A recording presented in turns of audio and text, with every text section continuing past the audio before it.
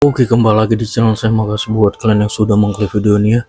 Politisi PDIP Deddy Sitorus akan dilaporkan ke Barreskrim Mabes Polri dan MKD terkait pernyataannya yang menuding Jokowi mengirim utusan untuk membatalkan pemecatannya dan mencopot Hasto Kristianto sebagai Sekjen PDIP. Ya, pernyataan ini dinilai hanyalah fitnah belaka yang berujung pencemaran nama baik. Hal ini dikatakan Rampai Nusantara yang mengaku geram dengan pernyataan dari Deddy Sitorus terkait informasi ada utusan datang memberitahu bahwa Hasto harus mundur dan batalkan pemecatan Jokowi hingga ada sekitar 9 orang dari PDIP yang menjadi target kepolisian dan KPK.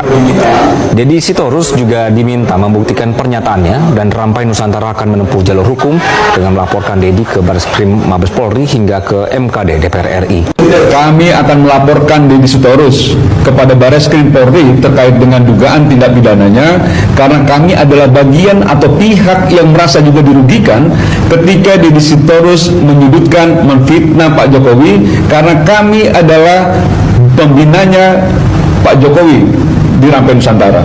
Jadi legal standingnya jelas, Pak Jokowi sebagai Dewan Pembina Rampai Nusantara dan kami merasa dirugikan secara organisasi atas apa yang disampaikan Deddy Sitorus.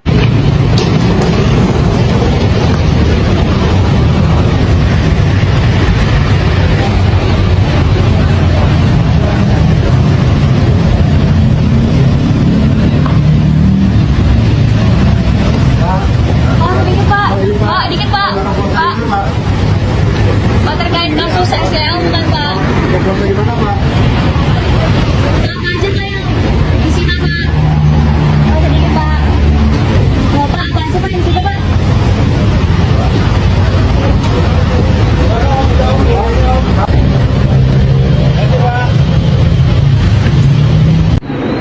Saya rakyat ya, Deddy ya, saya rakyat seperti Anda ya. Apa mau Anda diseret ke penjara seperti Hasto ya, anggota PDIP ya? Mau. Kalian mau menyeret Bapak Jokowi, katanya Bapak Jokowi diseret. Yang menyeret itu siapa? Namanya siapa? Utusan siapa? Ya, arahan siapa? Coba jelaskan. Jangan cuma beromon-omon, nanti di media sidang kamu nggak bisa berbuat apa-apa, nggak bisa menjawab, ditanya oleh jaksa nanti, ya. Ini sudah viral loh, tahu saya katakan di sini ya. Kalau Bapak Jokowi tersandung kasus selama 10 tahun sudah masuk penjara dari situ, tapi nyatanya sampai sekarang belum ada yang bisa memasukkan Bapak Jokowi ke penjara, kan nggak ada kan? Itu tandanya Bapak Jokowi itu bersih, ya. Cuma kalian saja sebagai anggota partai PDIP itu yang nggak betul, selalu mengambing hitamkan Bapak Jokowi, selalu menyalahkan Jokowi. Ya, Bapak Jokowi sudah lepas dari partai PDIP, tapi kalian selalu menyalahkan Bapak Jokowi, kan nggak logik. Nah, saya sebagai rakyat pribadi akan menyeret Anda ke media, ke penjara nanti Deddy, ya. Jangan berbuat andai-andai. Jika kamu ingin menyeret Bapak Jokowi, silakan. Tapi sebutkan siapa orang yang menyeret dari dalang semuanya itu. Anda harus paham ya. Masyarakat Indonesia sudah pintar, bukan bodoh lagi. Ya. PDIP dalam bahaya. Ternyata ada uang 700 miliar di rumah Deddy Sitorus, partai PDIP. Waduh. Ini ternyata PDI lagi yang kemarin memfitnah Pak Jokowi. Akhirnya mereka menemukan ada 700 miliar uang di rumahnya. Wow, uang siapa kira-kira? Pastinya uang rakyat. Hati-hati, PDI dalam bahaya. Nah, itu apa bisa peribahasa itu apa bisa disalah artikan oleh yang mendengar, misalnya orang Kalimantan. Terus jawaban saya tadi? Jawabannya minta dipertegas ya supaya. Gimana yang kurang tegas dari jawaban saya? Sepertinya masih bisa, tapi perlu ada komunikasi. Gimana jadi, masih bisanya sehingga Anda minta ketegasan saya? Iya, jadi supaya tidak ada nanti ada celah ya bagi hakim atau bagi jaksa penuntut umum. Oke, saya tidak tinggalkan celah. Kenapa Anda lihat ada celah di situ? Iya, mundur. Untuk memasakkan itu di mana? Apa saya pakai kata yang kedua? Bukan kepada ini ya, Oke, tapi jadi, ketidak. Oke, saya putusin ya. Saya akan jawab kalau di dalam pikiran saya ada celah gitu. Oke, yang lain. Kesimpulan aja Prof, apakah sidang ini memang layak dilanjutkan atau harusnya ini kesimpulan langsung selesai? Ya apa yang diperlukan dengan kesimpulan itu? Menurut saudara kan saudara yang nyaksiin. Iya. Kan saya ada di dalam frame. Tidak mungkin saya buat kesimpulan. Kalian menonton, kalian ambil kesimpulan. Masa pemain di gimana? Dari uraian netizen Rocky Gerung menyangkal bahwa dia sudah menghina Prabowo. Dia hanya mengatakan bahwa Presiden ke-8. Tapi sambungan dari kalimat dia, ya, menyebutkan Prabowo dan Putra Wakanda. Sekarang saya tidak ragu-ragu mengatakan Presiden ke-8 kita adalah bajingan tolol. Anda bayangkan psikologi kita. Kalau nanti itu ada Prabowo, di situ ada Putra Wakanda. Artinya ini kalimat bersambung dan memang Presiden ke-8 ya pasti Prabowo. Siapa lagi? Nah kalau ini disangkal, ya nggak bisa.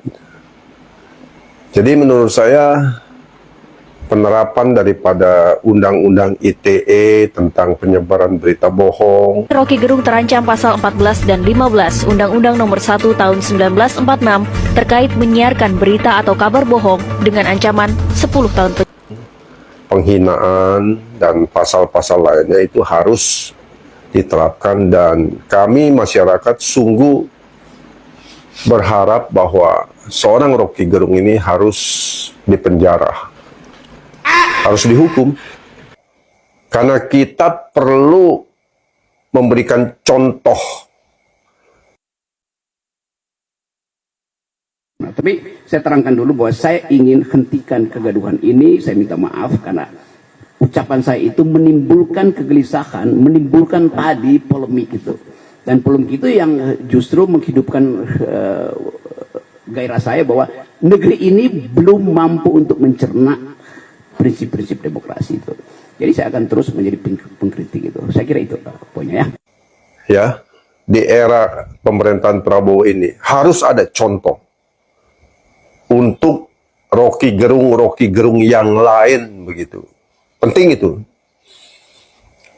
Kita tahu beberapa tahun yang lalu ketika seorang presiden bernama Presiden Jokowi dibully, difitnah, diejek, Pak Jokowi tidak merespon. Karena Pak Jokowi berpikir untuk apa merespon?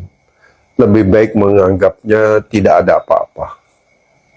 Tetapi kita jujur saja sebagai orang yang menjadi pendukung Pak Jokowi, kita geram, kita marah.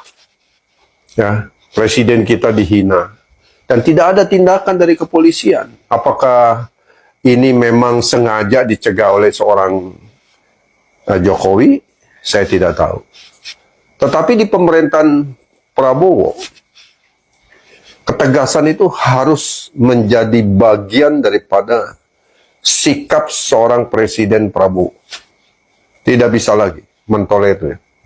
Kita melihat seorang Rocky Gerung sudah minta maaf. Saya minta maaf karena menimbulkan kegaduhan. Ya silakan aja, minta maaf sih minta maaf. Tapi pasal-pasal mengenai penghinaan, penyebaran berita bohong, ya, penyebaran kebencian itu harus diterapkan dan harus dihukum. Ya, Pak Rocky, minta maaf sih kita terimalah, tapi hukuman kan harus tetap jalan, begitu.